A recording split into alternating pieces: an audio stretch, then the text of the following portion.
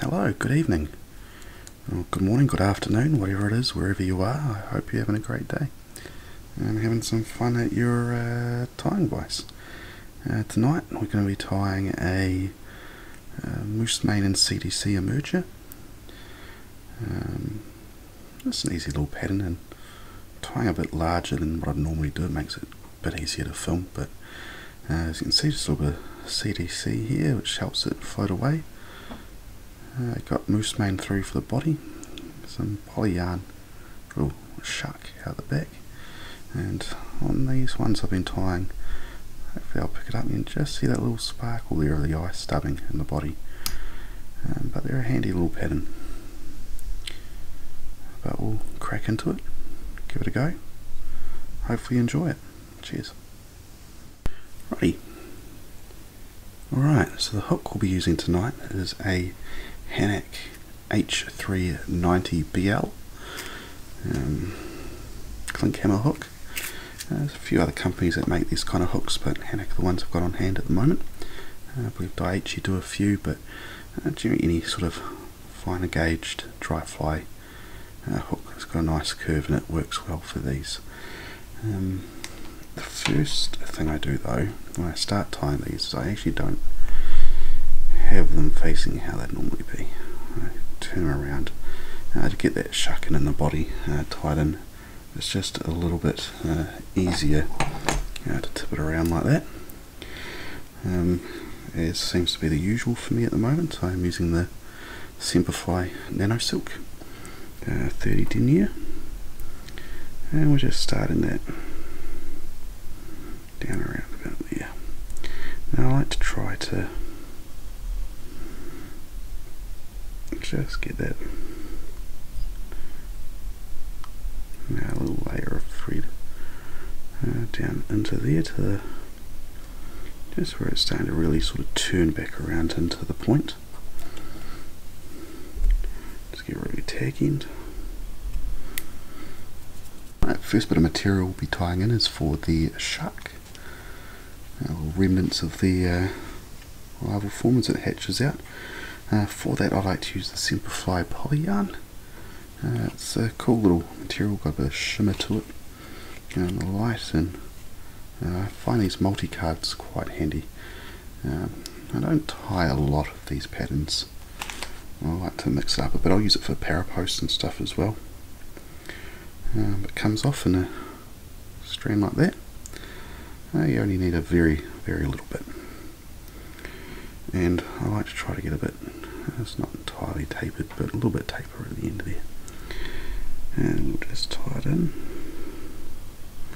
Let's give it 2 wraps and just see where it is on the length, and just tweak that up a bit. Yeah, you just want about 1/4 of the length of the body. It just dangles out the back there.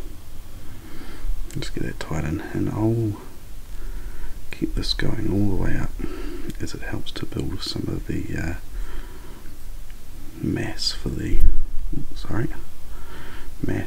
body. Apologies, just whacked the camera there, but just up until there. Just get rid of the excess. On to the next. Alright, next up is the moose here, or the moose mane. Funky material. As you can see, there's quite a lot of colours through it, from dark browns all the way through like really pale white. Probably not white, it's more of a creamy colour. We don't actually have moose in New Zealand, so this is kind of a fun one to play with. Well, depending who you ask. I know there's some released down in Fiordland many years ago, but whether or not they are still there is a question of debate, but that's a whole nother video in itself. But I'll take 2 strands. It's a little hard to tell, but I try to get one slightly lighter and one a bit darker for this side. There's some patterns that they go the very light matched with the very dark, which also looks cool, but Now this one I like to go for more of a natural look. You just want to tie that in and just work your way back down until you're back to where you tied that tail or shuck in, and just build back up. Apologise, the tape is going to be a little bit funny on this. The way I need to sit for these videos, just can't quite get the same eyeball on it as I normally would. But from there, just get rid of those little fellas sticking out the end. And from here we just have to be careful as to how far up we go, to keep in mind that we've still got to build the body. Pretty happy with that. And I'll just give it a little finish just to hold that thread in place, just so it doesn't slip off down the end of the hook. You'll see why shortly. Then we just take our two bits of moose mane and we just start wrapping our way up. Very much similar to wrapping a wire. You just want them touching. They'll make their way up slowly, and the further you get to the base of them, they tend to get a bit lighter. And just keep going up, going up. As you get up, that difference in colour between the two strands becomes more and more evident.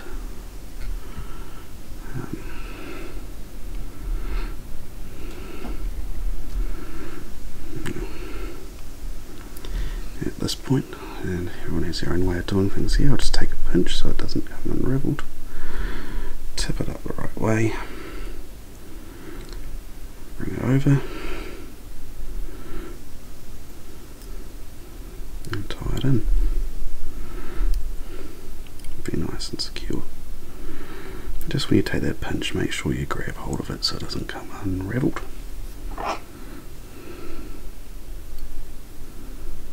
Get rid of those little tag ends.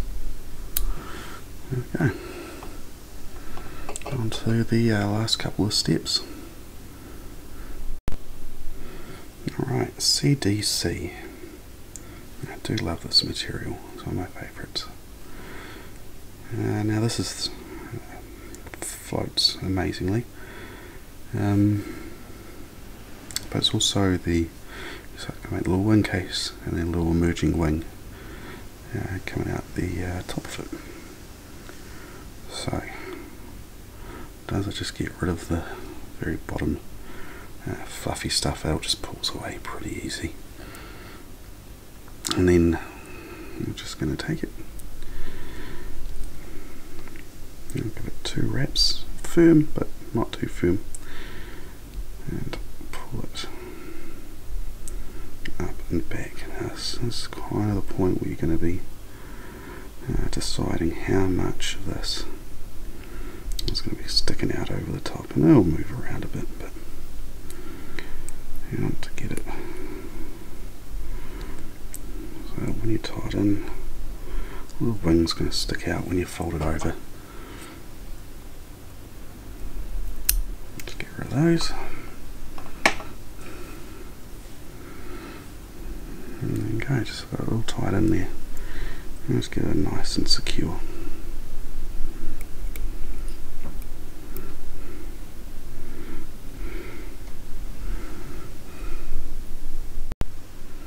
Alrighty, for the body on this, I've been using ice dubbing. You can obviously substitute that with a whole range of different materials, whether you want to use peacock or Semperfli super fine dubbing, or K-Pock would be another good one to use. In this case I'm using the bronze Semperfli ice dubbing though. I really love the little extra little bit of shine it gives to it, sparkle. I have been tying some more natural ones though as well, but we just want to build up the body here. You're almost just adding a single extra layer there. It's really not much at all. Goes quite a long way. It's a very long fibre, so yes, I need a little bit on there. A couple strands. I'll just get that going. Go, and then fold that over and tie it in place. A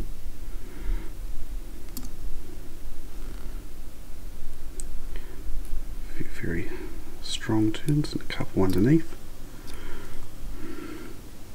There's going to be a few bits that